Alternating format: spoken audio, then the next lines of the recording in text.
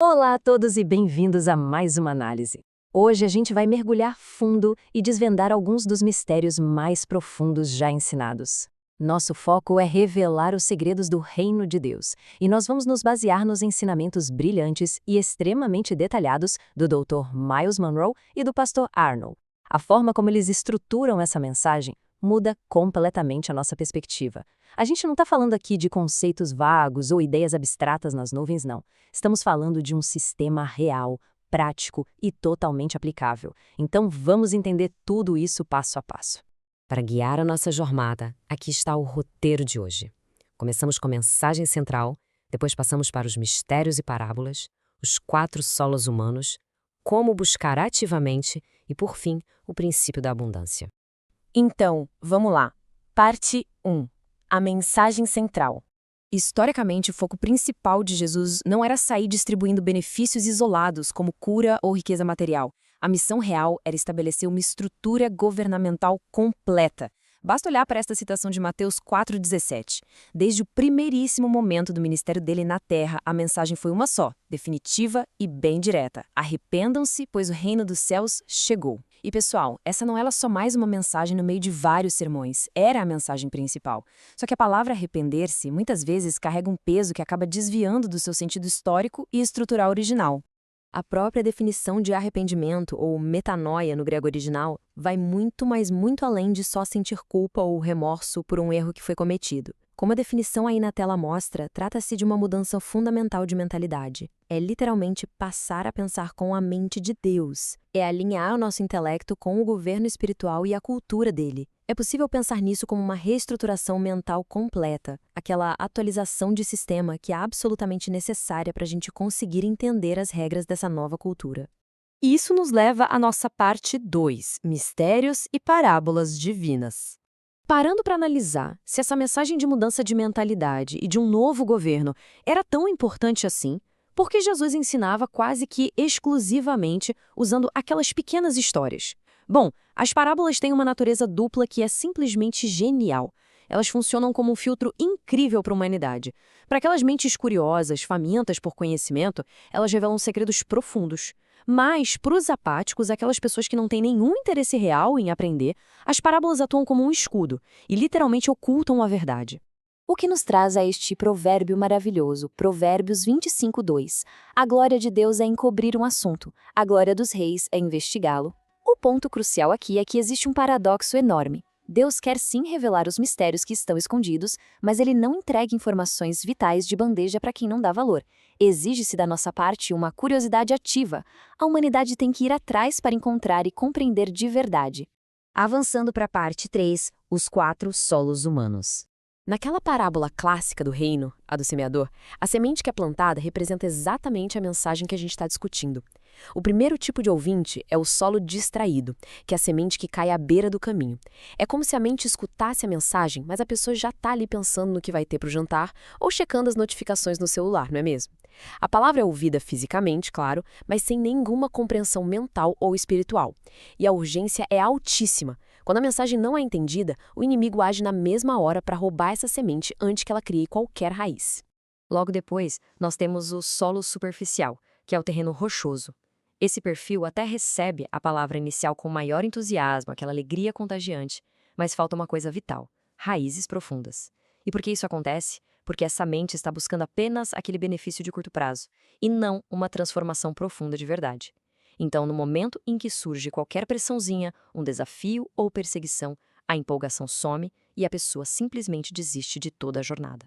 Depois, a gente encontra o solo sufocado, o famoso terreno cheio de espinhos. Aqui, a mensagem é realmente ouvida e acolhida. O potencial está todo ali.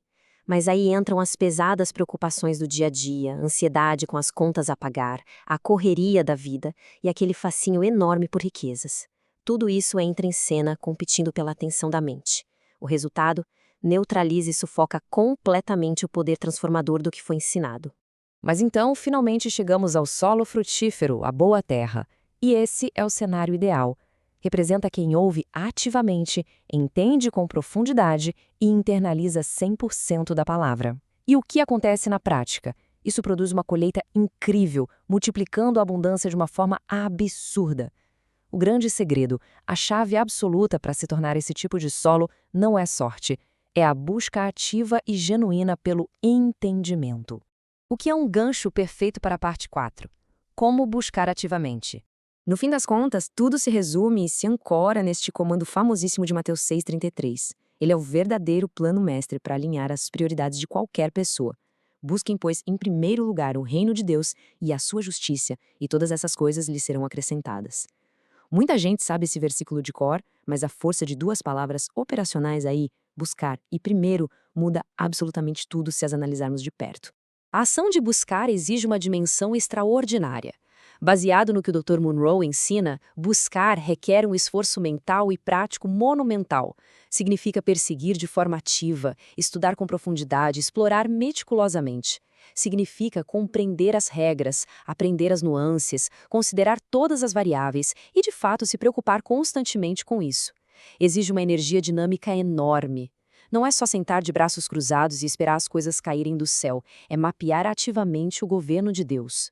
E aqui surge um insight simplesmente fascinante. O maior medo do inimigo não é que haja a decisão de buscar ou até mesmo de estudar esses temas.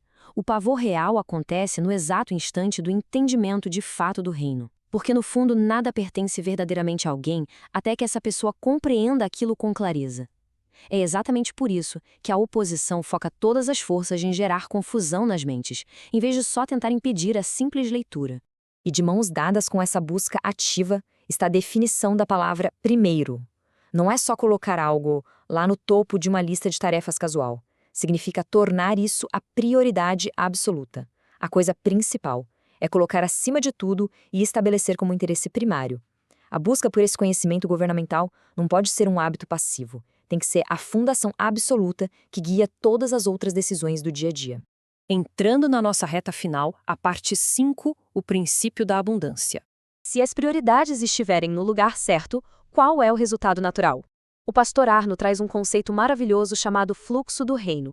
A ideia é que quem absorve esses princípios foi projetado para ser um canal fluido. Se nós retemos o que aprendemos, ou as bênçãos que recebemos e agirmos como um reservatório fechado, a água fica parada, o que gera estagnação e, eventualmente, perda. Por outro lado, abençoar os outros, compartilhando o que temos, nos transforma num canal fluido de verdade, gerando um ciclo infinito e constante de abundância.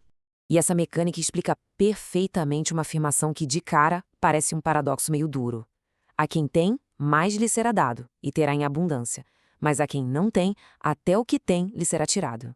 Parece contraintuitivo, certo? Mas o ponto central é este. Quem tem fome e compreensão ativa dos segredos do reino desbloqueia na mesma hora o direito de receber e entender muito mais. Agora, a apatia crônica e o desinteresse constante levam inevitavelmente a perder até mesmo aquele pouquinho de clareza que a pessoa já achava que possuía. Então, para fechar o método prático que a gente sintetizou das nossas fontes hoje, temos um fluxo cronológico simples e direto. Passo 1. Buscar o reino e o governo de Deus em primeiro lugar absoluto, com esforço e dedicação no aprendizado. Passo 2. Tornar-se um canal de bênção com as descobertas feitas. E o passo 3. É só assistir a promessa divina se materializar e ver que todas aquelas outras coisas vão ser adicionadas naturalmente. A provisão material deixa de ser o alvo da corrida, ela vira apenas o resultado automático do passo 1. O que nos deixa com um pensamento bem provocativo para encerrar nossa análise.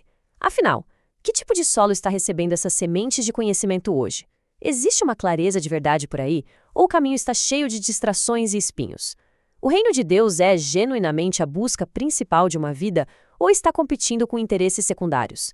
A forma como a gente internaliza essas informações dita completamente a realidade da colheita. Esperamos que nosso estudo de hoje tenha tornado a profundidade desses temas bem mais acessível para todos. O foco é sempre essencial para o aprendizado contínuo. Muito obrigado por acompanhar essa nossa apresentação e até a próxima!